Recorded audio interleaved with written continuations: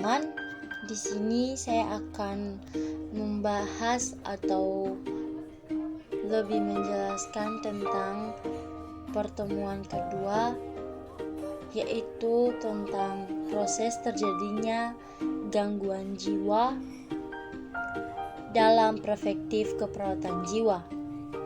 Ya teman-teman, sebelumnya kita harus mengetahui apa itu sehat jiwa. Ya teman-teman, definisi sehat jiwa menurut WHO 2011 yang dimaksud dengan sehat jiwa itu bukan hanya sekedar kita bebas dari gangguan jiwa, akan tetapi seseorang yang sehat jiwanya adalah seseorang yang mengerti dan menyadari kemampuan yang dimilikinya, dan dia mampu mengatasi stres dalam kehidupan sehari-harinya, dan dia dapat bekerja atau beraktivitas dan produktif di masyarakat dimanapun dia berada. Ya teman-teman, jadi seandainya teman-teman sekarang merasa bahwa dia tidak bisa berbuat apa-apa atau merasa dirinya jelek dan lain-lain, orang tersebut bisa dikatakan tidak sehat jiwa. Ya teman-teman, selanjutnya orang sehat jiwanya itu dia bisa mampu untuk mengatasi stres dalam kehidupannya sehari-hari. Sekarang teman-teman, kita masuk pada slide berikut. Coba teman-teman lihat pada gambar yang ada pada slide tersebut. Di sini ada dua pertanyaan. Yang pertama, kenapa mereka bisa seperti ini? Yang kedua, bagaimana prosesnya bisa terjadi seperti ini?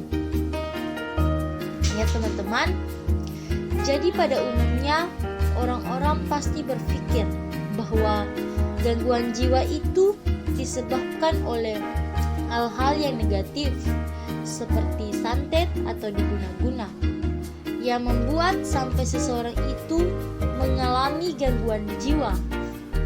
Akan tetapi gangguan jiwa ini disebabkan oleh banyak faktor yang berinteraksi satu dengan yang lain. Jadi kita masuk pada penyebab gangguan jiwa. Coba sekarang teman-teman boleh lihat bagan yang ada pada slide tersebut. Banyak faktor-faktor terkait seseorang mengalami gangguan jiwa, dan dalam hal ini gangguan jiwa dia masuk pada multi-causal, dalam artinya banyak penyebabnya sampai seseorang mengalami gangguan jiwa. Ya teman-teman, pengalaman traumatis sebelumnya.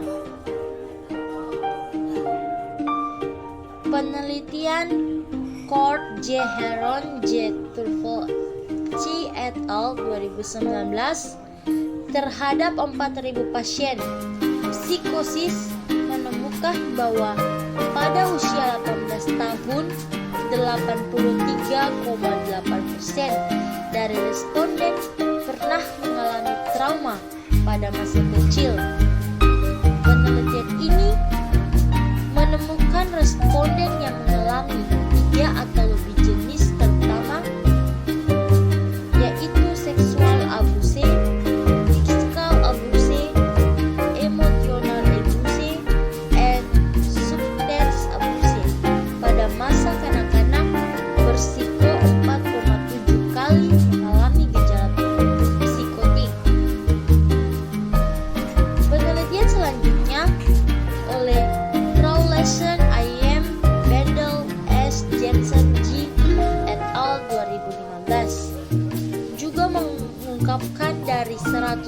pasien psikosis episode pertama berusia 18 sampai 35 tahun. 89% pasien FVF melaporkan riwayat trauma masa kanak-kanak. Risiko psikosis meningkat 5 kali bagi mereka yang mengalami 3 atau lebih peristiwa traumatis dan berbesar 2,5 kali lipat untuk setiap sumber tambahan. Selanjutnya kita masuk pada faktor yang kedua, yaitu faktor biologi. Faktor biologi ada 3. Yang pertama, faktor genetik. Yang kedua, gangguan struktur dan fungsi otak. Yang ketiga, gangguan neurotransmitter. Kita masuk yang pertama, faktor genetik ini sampai sekarang belum ditemukan adanya yang menyebabkan terjadinya gangguan jiwa. Sebuah penelitian yang dilakukan oleh National Institute of Health di Amerika Serikat telah menemukan adanya variasi genetik pada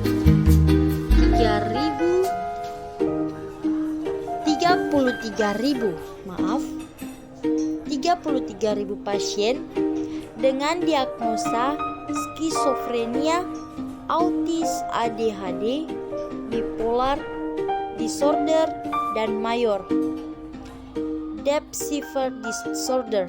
Penelitian tersebut menemukan bahwa variasi CACNA1C dan CACNB2 diketahui telah mempengaruhi circuity yang meliputi memori, perhatian, cara berpikir, dan emosi. Selanjutnya teman-teman, ada sebuah penelitian yang dilakukan oleh Nationalism Health. Selanjutnya kita masuk pada gangguan struktur dan fungsi otak, di mana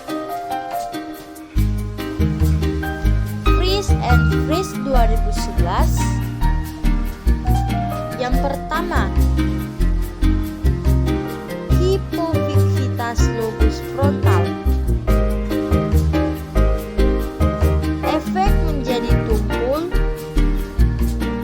isolasi sosial, dan apatis. Yang kedua, gangguan lobus temporal.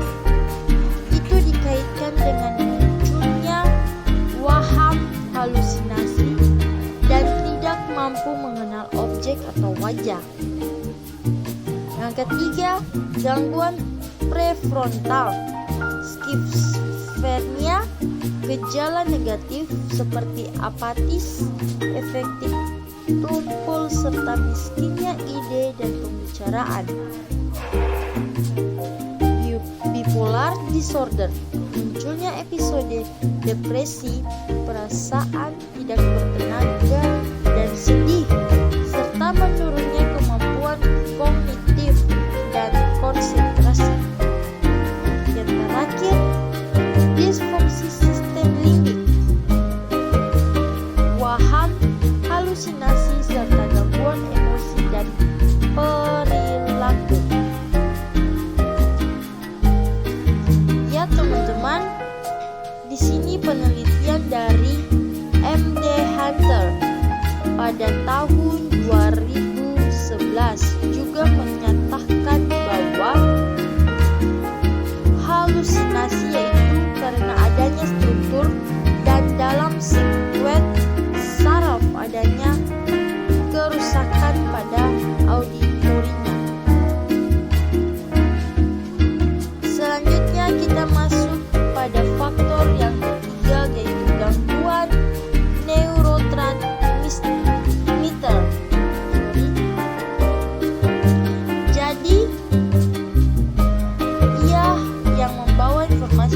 satu neuron ke neuron yang lain, yaitu Fries and Fries 2011.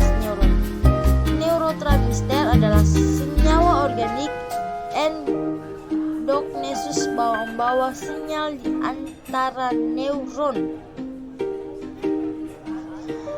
Faktor selanjutnya yaitu psikoedukasi. Faktor ini juga tidak kalah pentingnya dalam kontribusinya terhadap terjadinya gangguan jiwa. Penelitian Febrianti, Wijayanti, dan Munjiati 2009 mengungkapkan terdapat hubungan yang signifikan antara tipe pola asuh keluarga dengan kejadian skizofrenia. Yang pertama, pola asuh otoriter 29 responden dalam kurung 69,0%. Yang kedua, permissive 7 responden dalam kurung 16,7%. Selanjutnya, pertanyaan pola asuh Poltinek itu seperti apa? Kalau dari penelitian itu ada 12 pola asuhan kekuatan. Ya teman-teman, di sini kita masuk selanjutnya penelitian Erlina Soywadi dan Tibio Promono tentang determinan faktor timbulnya psikofrenia di Padang. Menemukan pola asuhan keluarga patogenik mempunyai risiko 4,5 kali untuk mengalami gangguan jiwa skizofrenia dibandingkan dengan pola asuh keluarga tidak patogenik. Ya teman-teman, pola asuh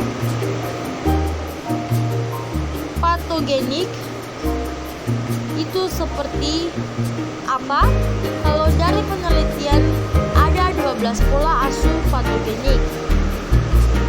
Yang pertama, melindungi anak secara berlebihan karena memanjakannya. Yang kedua, melindungi anak secara berlebihan karena sikap berkuasa dan harus tunduk saja. Yang ketiga, penolakan. Yang keempat, menentukan norma-norma etika dan moral yang terlalu tinggi. Yang kelima, disiplin yang terlalu keras. Yang keenam, disiplin yang tidak teratur atau yang bertentangan. Yang ketujuh, perselisihan antara ayah ibu.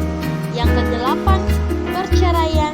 Yang kesembilan, persaingan yang kurang sehat di antara para saudaranya. Yang ke-10, nilai-nilai yang buruk atau yang tidak bermoral. Yang ke-11, perfeksionisme dan ambisi, yaitu cita-cita yang terlalu tinggi bagi si anak. Yang terakhir, ayah dan atau ibu mengalami gangguan jiwa, yaitu psikotik atau non-psikotik. Ya teman-teman, selanjutnya berkaitan dengan Palentora anak, sebuah penelitian yang dilakukan oleh Server et al. 2007 pada 30 pasien wanita dengan skizofrenia menemukan ada korelasi yang bermakna antara anak-anak yang ditelantarkan baik secara fisik maupun mental dengan gangguan kejiwaan. Selanjutnya, pada analisa multivariabel, status ekonomi rendah berisiko 7,4 kali untuk menderita gangguan jiwa skizofrenia dibanding dengan status ekonomi tinggi. Artinya, kelompok ekonomi rendah kemungkinan mempunyai risiko 7,4 kali lebih besar mengalami kejadian skizofrenia dibandingkan kelompok ekonomi tinggi. Ya teman-teman, selanjutnya kita masuk pada faktor lingkungan. Di sini ada 4 gambar perbedaan 4 gambar. Yang pertama, gambar desa dan kota. Setelah itu gambar anak-anak geng motor dan anak-anak yang sedang ke gereja. Faktor lingkungan adalah faktor lingkungan. Kita mencoba membandingkan antara lingkungan di kota dan lingkungan di desa. Setelah itu kita juga membandingkan anak-anak yang aktif di gereja atau di masjid dengan anak-anak geng motor. Jadi teman-teman, faktor lingkungan yang tidak aman, yang tidak suportif, faktor lingkungan yang membahayakan, yang bermusuhan, itu bisa menjadi terjadinya gangguan jiwa.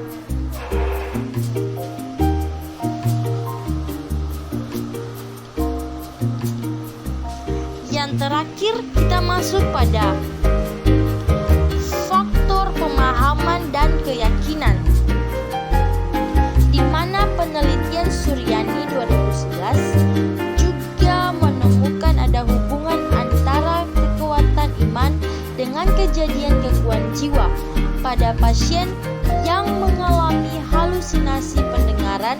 Halusinasi tidaknya muncul kalau kondisi keimanannya